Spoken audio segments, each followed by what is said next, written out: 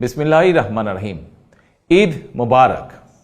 প্রিয় দেশবাসী, আসসালামু আলাইকুম। ত্যাগ, তাকওয়া আর সংযমের শিক্ষা দিয়ে বিদায় নিয়েছে পবিত্র মাহে রমাদান। মাসব্যাপী সিয়াম সাধনার পর মুসলিম উম্মার বিশ্বজনীন ঐক্য, সংহতি, সহমর্মিতা এবং অনাবিল আনন্দের বার্তা নিয়ে এলো পবিত্র ঈদ উল ফিতর। প্রতিটি ঘরে, প্রতিটি পরিবারে ঈদ আনন্দ পৌঁছে যাক সকলের তরে।